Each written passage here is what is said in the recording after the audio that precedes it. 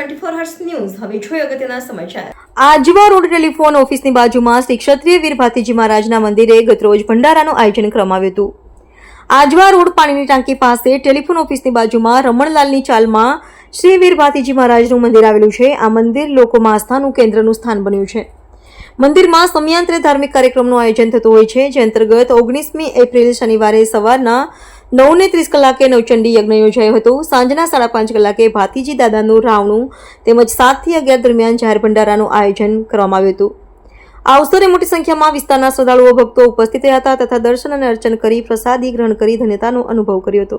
રમણભાઈની ચાલ પાણીગેટ ટેલિફોન એક્શનની બાજુમાં વીર ભાતી ખત્રી મહારાજના પ્રાગટ્યમાં સર્વવર્ણ સંભાવ હેતુથી દર વર્ષે ભંડારો કરવામાં આવે છે અને આપ જુઓ છો સર્વવર્ણ સર્વધર્મ સંભાવની સાથે લોક આનંદથી ઉલ્લાસથી પ્રસાદ રૂપી સ્વીકાર કરે છે અને આગામી દિવસોમાં આ જ રીતે હિન્દુ સશક્તિકરણ સર્વ હિન્દુ એક થાવ સર્વવર્ણ એક થાવ એ હેતુથી આ ભંડારો અમારો કરવામાં આવે છે।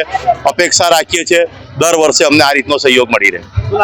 હું મહેન્દ્રસિંહ રાઠોડ, કરણી સેના રાષ્ટ્રીય પ્રવક્તા। મારું નામ યોગેશ રાણા, સર્વોદય બાળ યુવક મંડળ, ભાતીજી યુવક મંડળ, આજવા રોડ પાણીની ટાંકી પાસે ક્ષત્રિય વીર ભાતીજી મહારાજનું પૌરાણિક મંદિર આવેલ છે। અમે વર્ષોથી ક્ષત્રિય વીર ભાતીજી મહારાજ ગ્રુપ તરફથી અમારા છોકરાઓ, હું યોગેશ રાણા, અમારા આ આયોજક જીતુભાઈ ઠાકોર, મનોજભાઈ વસાવા, હરેન્દ્રભાઈ ઠાકોર સાથે વિસ્તારના તમામ યુવા છોકરાઓની મહેનતથી આ મહાપ્રસાદીનું સાથે નવચંડી યજ્ઞનું આયોજન કરતા આવેલા છે।